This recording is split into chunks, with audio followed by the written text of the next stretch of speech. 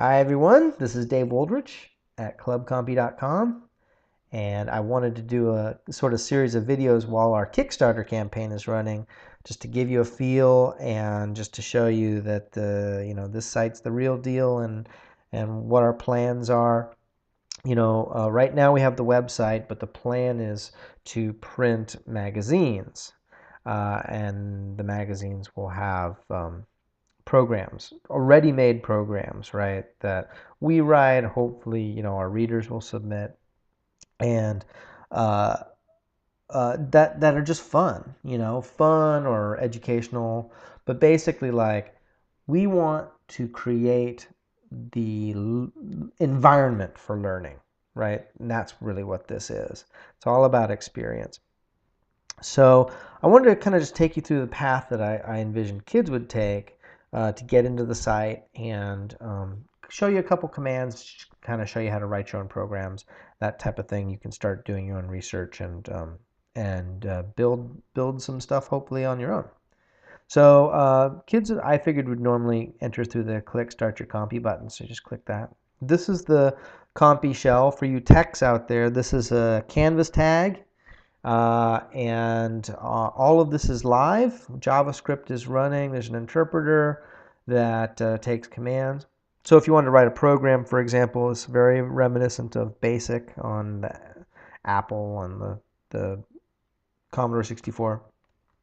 You type a line number and then you type a statement. So for example, you might say print hello world, standard first program. Okay, so if you type run, that executes the program from start to finish. It goes in order of the line numbers. So I only have one line, so it'll just print hello world. Okay, you can add lines at any time. So you can say go to 10. And you can list your program. So now I have two lines. Hello world and go to 10.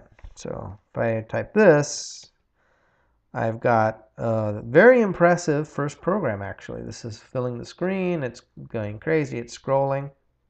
And this would run forever.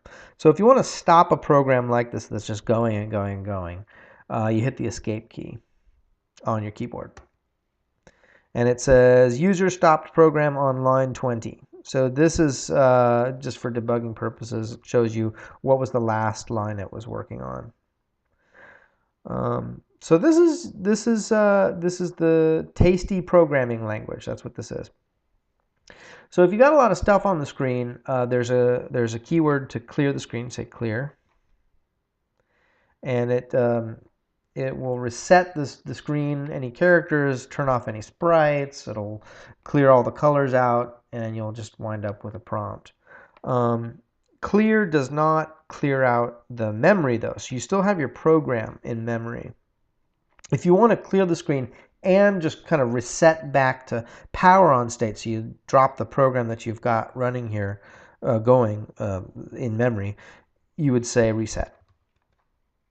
Okay, so now I have nothing in memory. There's no program in memory. Okay, so so now I just want to show you a couple of fun keywords, right? And I am just fascinated by colors. I love to have the control over colors on the computer, right? I think everybody does. You see everybody's got their, desktop images on their windows and everything's tweaked and their color settings. A lot of people love to do that. ClubCompy doesn't have, 200 million colors or anything like that. It just has 256 colors. And so you can pull up the available colors. There's a little lookup table here, this button up in the corner.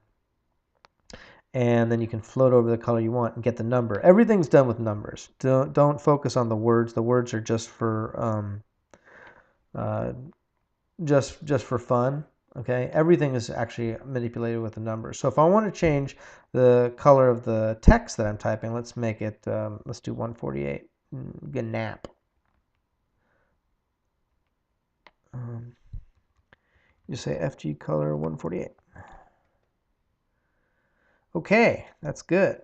And now my anything I type is going to be that color. So if I say print spooky, I've got Halloween spooky word right there. Nice purple. So this all by itself is actually kind of fun, right? So I can change the color again. 7 is red. And I can say, I'm furious.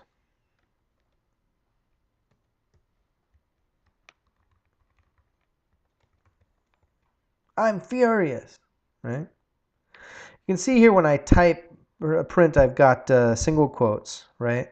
So that is, most programming languages use double quotes to surround string literals, but I use single quotes.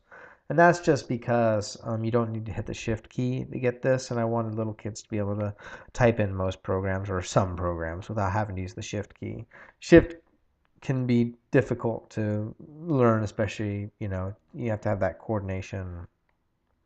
So hopefully avoiding that for some cases. But if there's ever any characters that you need to escape, for example, I use the single quote inside my string. I don't want to terminate the string. I want to actually have one. You can use the backslash on your keyboard to escape characters. So that's how I got this to show up. And you can also change the background color too. So let me show you that. I'll just change it to black. So the background color is the background of the screen. Now,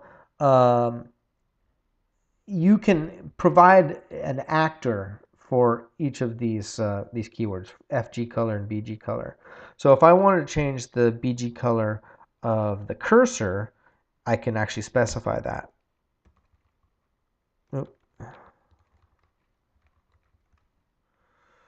Oh, that should be blue, I think. Yeah.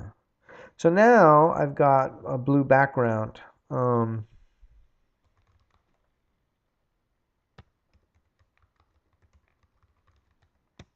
Oops. You can see I'm filling the screen with my blue background here. I'm filling the screen with water.